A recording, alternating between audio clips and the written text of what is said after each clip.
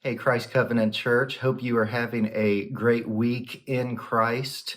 I wanted to take a moment and talk about where we are going in the Word this week. We will be in the book of Philippians. We started our series last week about walking worthy in the book of Acts as we looked at how the church in Philippi started, how God started that church through the ministry of the Apostle Paul and his missionary team. And now we are going to go 10 years later when Paul has written a letter back to this church, this now church in Philippi. And so we are going to look at Philippians chapter 1, verses 1 through 8. The first thing that Paul does is he shares his prayer with this church. Every time he remembers them, every time he thinks about them, he prays for them. And so he shares this prayer with them. And we are going to take the next 2 Sundays to look at his prayer. And I want to take 2 Sundays to look at this prayer because it speaks to how he feels about the church. And that's helpful because the question that we need to ask ourselves is, how do we feel about the church? How do you feel about the church? What do you think about and what feelings do you have when you think about the church?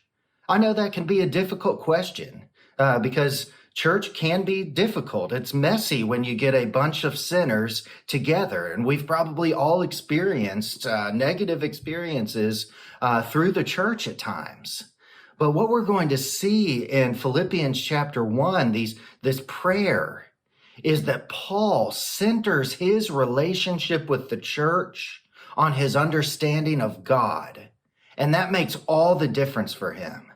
The church starts and ends with God and the grace and the peace that God offers through the gospel. And that makes it a very worthy community. Paul sees that it is worth it to be a part of the church. And don't think the church at Philippi didn't have any problems. We'll see in this letter that they were dealing with disunity, they were dealing with false teaching, and they were dealing with opposition both from outside of the church and from within the church. But Paul was able to have this great affection and love for the church because of his understanding of God and his confidence in God, that this is God's church bought by the blood of Christ. And that makes all the difference in making this a worthy community to be a part of and to give his life away for.